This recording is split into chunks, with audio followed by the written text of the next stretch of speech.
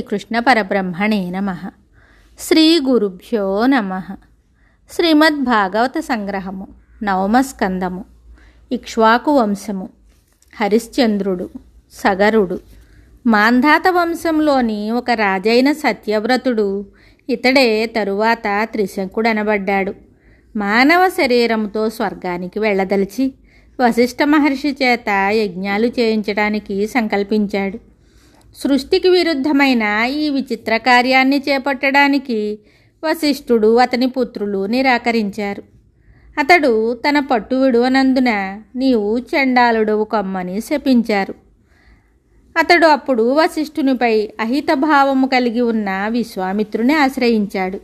విశ్వామిత్రుడు అతనిని శరీరముతో స్వర్గానికి పంపించే యాగాన్ని చేయడానికి అంగీకరించి అట్లే నిర్వహించాడు. త్రిశంకువు మానవ శరీరముతో చండాలుని రూపంలో స్వర్గంలో ప్రవేశించాడు.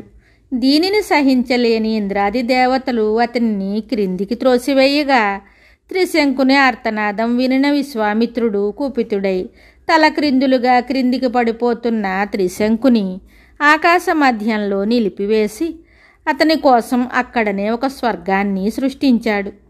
ఆ స్వర్గానికి ఒక బ్రహ్మను కూడా సృష్టించబూనుకొనగా దేవతలు వచ్చి వారించి ఆ ప్రయత్నాన్ని విరమింపజేశారు. దానినే త్రిశంకు స్వర్గం అంటారు. త్రిశంకువు అలాగే ఉన్నాడని ప్రతీతి. త్రిశంకు కుమారుడు హరిశ్చంద్రుడు. అతడు సత్యవ్రతుడు. అతని సత్యసంధతను పరీక్షించడానికి వశిష్ఠ విశ్వామిత్రుల మధ్యనున్న వైరము మరింత పెరిగింది.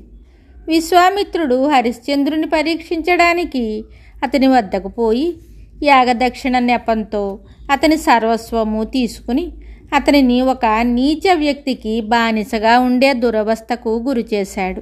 అయినా ఆ సత్యహరిశ్చంద్రుడు అసత్యమాడకుండా అన్ని కష్టాలు సహించి తన సత్యసంధతను నిరూపించుకున్నాడు. ఆ విధంగా హరిశ్చంద్రుని బాధపెట్టినందుకు వశిష్ఠుడు విశ్వామిత్రుని గ్రద్దవు కమ్మని శపించాడు. విశ్వామిత్రుడు కూడా వశిష్ఠుని నీవు కొంగవు కమ్మని ఎదురు శపించాడు. పక్షి రూపాల్లో కూడా వారిద్దరూ పోట్లాడుకోవటం మానలేదు. హరిశ్చంద్రుని గురించి ఇంకొక కథ కూడా ఉన్నది. హరిశ్చంద్రుడు సంతానహీనుడు కావటం చేత దుఃఖితుడై నారద మహర్షి ఉపదేశం ప్రకారం వరుణదేవుని ఆరాధించాడు. వరుణదేవుడు ప్రత్యక్షము కాగా హరిశ్చంద్రుడు ఇలా ప్రార్థించాడు: ఓ దేవా, నాకు గొప్ప వీరుడైన పుత్రుడు పుట్టినచో నీవు సంతోషించినట్లుగా హోమము చేసి అతనిని యజ్ఞపశువును చేసి హోమాగ్నిలో వేస్తాను. నాకు పుత్రుడు లేని వెలితి లేకుండా చెయ్యము అని కోరాడు. కొంతకాలానికి అతనికి ఒక పుత్రుడు కలిగాడు. అతని పేరు రోహితుడు. వరుణదేవుడు వచ్చి యజ్ఞపశువుగా కుమారుని ఇస్తానన్న మాటను జ్ఞాపకం చేశాడు. ఇప్పుడు కాదు, పురిటమైల తీరనిమ్ము అన్నాడు. తరువాత వచ్చి అడిగితే దంతములు రానిదే యజ్ఞపశువుగా పనికిరాడు అన్నాడు. దంతాలు వచ్చిన తరువాత అడిగితే శాశ్వతమైన దంతాలు రావాలన్నాడు. ఆ తరువాత వచ్చి అడిగితే నా కొడుకు కవచాన్ని ధరించిన యుద్ధవీరుడు కానిమ్ము అన్నాడు. ఈ విధంగా పుత్ర వ్యామోహంతో తన ప్రాణాలను కాపాడాలని తన తండ్రి మాట తప్పి ఏదో ఒక మిషతో వాయిదాలు వేస్తున్నాడని గుర్తించిన రోహితుడు తన్ను తానే రక్షించుకోవాలనుకుని విల్లమ్ములు పట్టుకుని అడవులకు వెళ్ళిపోయాడు. మోసగింపబడిన వరుణుడు హరిశ్చంద్రుని పట్టుకుని అతనికి ఉదరవ్యాధిని కలుగజేశాడు. ఈ వార్త విని రోహితుడు తండ్రి వద్దకు తిరిగి వెళుతుంటే దారిలో ఇంద్రుడు అడ్డు తగిలి తీర్థయాత్రలు చేసి రమ్మని పంపించి వేశాడు. ఈ విధంగా ప్రతి సంవత్సరము రోహితుడు ఇంటికి వెళ్ళబోతుంటే ఇంద్రుడు అడ్డుకుని వెనుకకు పంపించడం. ఇలా 5 సంవత్సరాలు జరిగింది. 6వ సంవత్సరంలో రోహితుడు ఇలా తలపోశాడు: వరుణుని ప్రీతికై నరమేధ యజ్ఞము చేస్తే గాని తన తండ్రి యొక్క మాట నిలువదు. అసత్య దోషము చేతనే తండ్రి రోగగ్రస్తుడై ఉండవచ్చు అని భావించి దారిలో అజీగర్తుడనే భార్గవ వంశజుడైన బ్రాహ్మణుని కలుసుకొని అతని కుమారుడైన సునస్సేపుని యజ్ఞ పశువుగా వినియోగించడానికి కొని తెచ్చి తండ్రికిచ్చాడు. హరిశ్చంద్రుడు నరమేధయాగం చేశాడు. దానికి భృగు మహర్షి అధ్వర్యుడు, విశ్వామిత్రుడు హోత, జమదగ్ని ఋత్విజుడు, వశిష్ఠుడు సామవేదాన్ని గానం చేసిన ఉద్గాత, వరుణుడు తృప్తి చెందాడు. ఇంద్రుడు సంతోషించి హరిశ్చంద్రునికి ఒక బంగారు రథాన్ని బహూకరించాడు. హరిశ్చంద్రుని ఎడ ప్రసన్నుడైన విశ్వామిత్రుడు అతనికి జ్ఞానబోధ చెయ్యగా అతని అజ్ఞానము నశించి ఆత్మదర్శనమయ్యి పరమానందధామ ప్రాప్తి కలిగింది. దేవతలు ఆశీర్వదించారు. హరిశ్చంద్రుని వంశంలోని ఒక రాజైన బాహుకుడు శత్రువులచే ఓడింపబడి భార్యలతో సహా అరణ్యానికి వెళ్ళిపోయాడు. కొన్నాళ్లకు రాజు చనిపోగా అతని పెద్ద భార్య సహగమనం చేయడానికి సిద్ధపడింది. ఈ విషయం తెలుసుకుని ఆ అరణ్యంలోనే నివసిస్తున్న ఔర్వముని గర్భవతిగానున్న ఆమెను వారించి సహగమనం చెయ్యనివ్వలేదు. ఆమెకు నవమాసాలు నిండుతూ ఉండగా సవతులు ఓర్వలేని వారై అన్నములో విషం కలిపి ఆమెకు పెట్టారు. చిత్రమేమో మరి, గర్భంలోని బిడ్డకు కానీ ఆమెకు కానీ అపాయమేమీ జరగలేదు. బిడ్డడు వంటి నిండా విషముతో జన్మించాడు. అందుచేత అతనికి సగరుడు అనే పేరు సార్థకమయ్యింది. సగరుడు పెద్దవాడై తండ్రిని ఓడించిన వారిపై దండెత్తి శత్రువులను చెండాడాడు. చక్రవర్తి అయి భూమండలమంతా పాలించాడు. ఔర్వ మహర్షి ఆనతిచే అనేక అశ్వమేధయాగాలను చేశాడు. ఒక యజ్ఞములో అతడు విడిచిన అశ్వాన్ని ఇంద్రుడు అపహరించుకుని పోయి నాగలోకంలో తపస్సు చేసుకుంటున్న కపిల మహర్షి ఆశ్రమంలో కట్టివేశాడు. సగరునికి కేసిని, సుమతి అనే 2 భార్యలున్నారు. కేసిని కుమారుడు అసమంజసుడు. సుమతికి 60,000 మంది పుత్రులున్నారు. వారు మహాబలవంతులు, అహంకారులు కూడాను. వారు గుర్రము గురించి భూమండలంలోని సప్తద్వీపాలను గాలించిన అది ఎక్కడా కానరానందున తమ బాహుబలంతో భూమిని త్రవ్వి పాతాళం వరకు వెళ్ళిపోయారు. అక్కడ ఇంద్రునిచే కపిలాశ్రమంలో కట్టివేయబడిన యజ్ఞాశ్వం కనపడగానే వారు రోషావేశపూరితులై అక్కడే ధ్యానమగ్నుడై ఉన్న కపిల మహర్షిపై విరుచుకొని పడ్డారు. ఈ కపట సన్యాసియే గుర్రపు దొంగ. పరమసాధువులాగా వేషం వేసుకుని ఏమీ ఎరుగని వానిలా కళ్ళు మూసుకుని ఈ మూల కూర్చున్నాడు. ముల్లోకాల్లోనూ ఎక్కడ దాక్కున్న ఈ సగరపుత్రుల నుండి తప్పించుకొన జాలరని తెలియదు కాబోలు. ఈ దొంగను చిత్రహింస చెయ్యండి, చంపండి అంటూ కేకలు వేసుకుంటూ ఆయుధాలతో మీదపడబోయారు.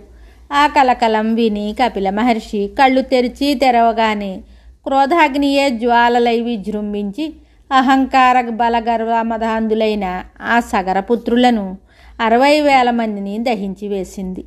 వారు చేసిన అపచారమే వారిని దహించి వేసింది గాని కపిలుని క్రోధాగ్ని కాదు. అతడు శుద్ధ సత్వస్వరూపుడు. అతనికి ఎవ్వరి యందు ద్వేషము ఉండదు. అతడు లోకంలో సాంఖ్యయోగాన్ని బోధించటానికి అవతరించిన విష్ణుమూర్తి. అతనికి కోపమే ఉండదు. సగరుని ప్రథమ భార్యపుత్రుడైన అసమంజసుడు పూర్వజన్మలో ఒక యోగి. అతడు సహవాస దోషముచే భ్రష్టుడై సగరపుత్రుడై పుట్టిన పూర్వజన్మ స్మృతి ఉన్నందున విరక్తుడై అయోగ్యుడనిపించుకొని నిందార్హమైన పనులు చేస్తూ ఉండేవాడు. తనపై తన తండ్రికి ఉన్న మమకార బంధాన్ని తొలగించాలని, ప్రజలు తన్ను అసహ్యించుకొని తండ్రికి ఫిర్యాదు చేయాలని అతడు అయోధ్యానగర వీధుల్లో ఆడుకుంటున్న పిల్లలను తీసుకుని వెళ్ళి సరయూ నదిలో పడవేసేవాడు. ప్రజల హాహాకారాలు చేయగా రాజు అతనిని రాజ్యం విడిచిపోమన్నాడు. తాను కోరుకున్నట్లే జరిగిందని సంతోషించి అసమంజసుడు చనిపోయిన పిల్లలనందరినీ తన యోగశక్తిచే బ్రతికించి తల్లిదండ్రులకు అప్పజెప్పాడు. అందరూ ఆశ్చర్యపోయారు. రాజు పశ్చాత్తాపపడ్డాడు. అయినా అసమంజసుడు ఇల్లు విడిచి ఎక్కడికో వెళ్ళిపోయాడు. అతని పుత్రుడే బుద్ధిమంతుడైన అంశుమంతుడు. అతడు సగర చక్రవర్తికి అన్ని విధాలా తోడ్పడుతుండేవాడు. తాతగారి యాగాశ్వాన్ని వెతికి తేవాలనే సంకల్పంతో అంశుమంతుడు తన తండ్రులు వెళ్ళిన మార్గాన్నే అనుసరించి కపిలాశ్రమం చేరాడు. అక్కడ రాసులు రాసులుగా పడి ఉన్న భస్పంపు కుప్పలను, అశ్వాన్ని చూశాడు. కపిల భగవానుని సమీపించి ఇలా స్తుతించాడు. ఓ దేవా, నీవు పరమాత్మవు. ఆ బ్రహ్మదేవుడే నీ గురించి తెలుసుకొనలేనప్పుడు అతనిచే సృష్టింపబడిన అల్పజీవులము, త్రిగుణాలతో కూడి ఉన్న దేహదారులము అయిన మా వంటి వారికి సాధ్యపడుతుందా స్వామి? మేము దేహమే సర్వస్వమని భావించి మాలోనే అంతర్యామివై వెలసియున్న నిన్ను గుర్తించలేని జీవరాశులము. నేడు నీ దర్శన భాగ్యము వలన నా మోహము వీడి ధన్యుడనయ్యాను అని ప్రార్థించిన అంశుమానునితో కపిల భగవానుడు ఇలా అన్నాడు. ఓ బుద్ధిమంతుడా, ఈ అశ్వాన్ని తీసుకుని వెళ్ళి మీ తాతకు ఇమ్ము. నీ తండ్రులు అవివేకులై బూడిదయ్యారు. ఆ బూడిద రాశులపైన గంగాజలము ప్రవహిస్తే శుభమవుతుంది అని చెప్పిన కపిలమునికి అంశుమానుడు ప్రణమిల్లి సెలవు తీసుకున్నాడు. అశ్వాన్ని తీసుకుని వెళ్ళి సగరునికి ఇవ్వగా అతడు యజ్ఞాన్ని పూర్తి చేశాడు. తరువాత అంశుమంతునకు రాజ్యాన్ని అప్పచెప్పి ఔర్వముని చెప్పిన మార్గంలో సగరుడు తపస్సు చేసి ఉత్తమగతిని పొందాడు. అంశుమంతుడు, అతని పుత్రుడైన దిలీపుడు ఆకాశగంగను భూమి మీదకు రప్పించడానికి ఎన్నో సంవత్సరాల తపస్సు చేసిన కృతకృత్యులు కాలేకపోయారు.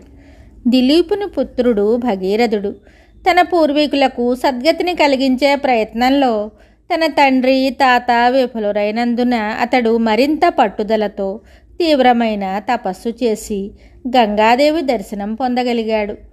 ఆమె ప్రసన్నురాలయ్యి వరము కోరుకొమ్మనగా, తల్లి, నా పూర్వీకులు 3 తరాల నుండి పితృలోక ప్రాప్తి లేక పడి ఉన్నారు. వారికి సద్గతి కలగాలంటే నీ యొక్క పాదస్పర్శ సోకాలి.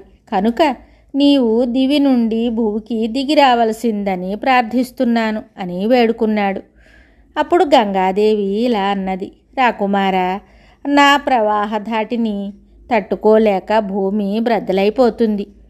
అప్పుడు నేను నేరుగా పాతాళంలోనికి పోతే నీ కోరిక నెరవేరేదెట్లా? అంతేకాక నేను భూమిపైన ప్రవహిస్తే మానవులు వచ్చి తమ పాప పంకిలాలను నా యందు ప్రక్షాళనం చేసుకుంటారు. అప్పుడు నేను కలుషితం అయిపోనా? ఆ పాపాలను నేను వదిలించుకోవటం ఎలా? అందుచేత నీ కోరికను మన్నించలేను అని చెప్పిన గంగామాతతో భగీరథుడు ఇలా అన్నాడు. తల్లి, నీ సందేహానికి ఆస్కారం లేదు. సర్వపాపాలను హరించి వేయగల శ్రీహరి బ్రహ్మనిష్ఠులైన ఋషుల హృదయాల్లోనూ సన్యాసి సాధు సత్తముల హృదయాల్లోనూ సదా నివసించి ఉంటాడు. కనుక అట్టి మహాత్ముల స్పర్శ చేత నీలో చేరిన పాపాలన్నీ తొలగిపోగలవు. ఎల్ల శరీరధారులకు విశ్వాత్ముడైన విశ్వనాథుడు నీ యొక్క ప్రవాహ భారాన్ని ధరించగల సమర్థుడు. ఆయనను నేను ప్రార్థిస్తాను. నీవు నా ప్రార్థనను అనుగ్రహించుము అనగా గంగాదేవి సరే అన్నది. భగీరథుడు శివుని గురించి తపస్సు చేశాడు. పరమశివుడు ప్రసన్నుడై భగీరథుని కోరికను తెలుసుకుని ఆకాశగంగను తన శిరస్సుపై ధరించటానికి సమ్మతించాడు. తన యొక్క పుట్టుక, పవిత్రత, గొప్పతనాల గురించి విష్ణుపది అయిన ఆకాశగంగ యందు కొంచెం అహంకారం ఉదయించింది. ఆమె శివుని శక్తినే పరీక్షిస్తుందా అన్నట్లు ప్రచండ వేగంతో దిగి వస్తుంటే శివుడు గ్రహించి చిరునవ్వుతో తన జటాజూటాన్ని ఒడ్డి నిల్చున్నాడు. అంతటి ప్రవాహము ఆ జటాజూటములో చిక్కుకొని ఏమైందో తెలియలేదు. గంగ బయటపడడానికి ఎంత ప్రయత్నించినా ఒక్క చుక్క అయినా బయటకు రాలేకపోయింది. భగీరథుడు విస్తుపోయి తన ప్రయత్నాలన్నీ వృధా అయిపోయినవా అని నిస్పృహ చెంది పరమశివుని ప్రార్థించాడు. శివుడు కరుణించి తన జటాజూటములోని ఒక వెంట్రుక నుండి గంగ కొద్ది కొద్దిగా బయటకు వచ్చినట్లు విడిచిపెట్టాడు. అదియే నదీ ప్రవాహమై భగీరథుని రథము వెంట పరువులెత్తుతూ పారి సగరపుత్రుల భస్మరాశులపై ప్రవహించి వారిని పునీతులను చేసింది.